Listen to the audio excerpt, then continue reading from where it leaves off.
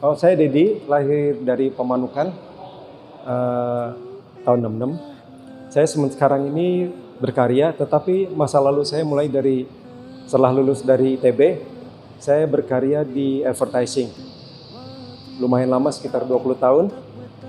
Banyak membuat karya-karya yang mungkin kalau tahu Jeruk Makan Jeruk, itu karya saya dan iklan-iklan lainnya.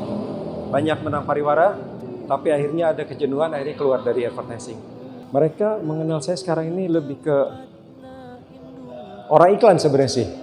Karena saya kan creative director di FCB sama J. Walter Thompson, perusahaan asing. Dan mereka cukup surprise ketika saya berkarya dan berpameran tunggal di tempat ini. Termasuk teman-teman di ITB juga, karena saya dari desain grafis. Saya berkarya di advertising itu dari tahun 2000 sudah di advertising. Sampai tahun 2010 saya. Malah advertising dari 90 sampai 2010. Awalnya tahun 2019, waktu itu saya baru diperkenalkan dengan medium tinta Cina. Tetapi saat itu orang menggunakan medium tinta Cina hanya untuk membuat sketsa dan lain.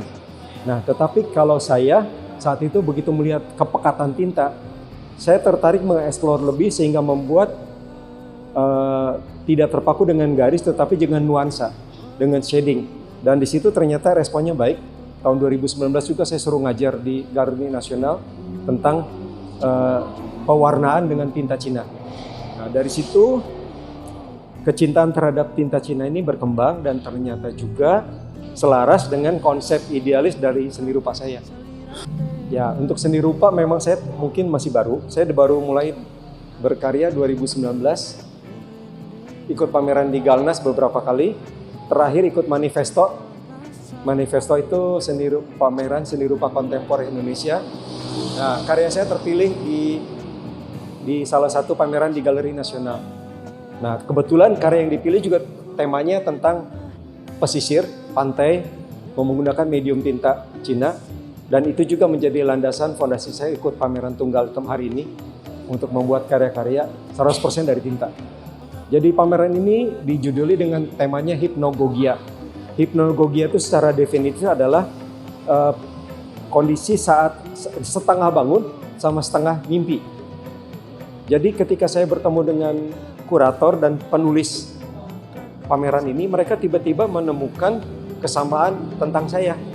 Jadi ketika mereka melihat karya, secara singkat mereka berkata bahwa kamu tuh tidak hanya menggambarkan pemandangan, tetapi kamu menggambarkan dimensi lain, alam lain, mungkin alam mimpi kamu di dalam pemandangan itu.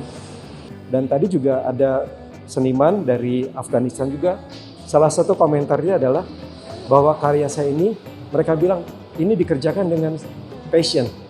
Mereka bisa merasakan ini ada karya yang ada isinya, istilahnya nggak kopong. Nah itu saya bilang karya ini menceritakan, kalau dibilang tentang apa, tema besarnya tetap tentang pesisir, pemandangan, tetapi ujung-ujungnya ini sedang menceritakan proses perjalanan saya sebagai senimannya. Gitu kira-kira.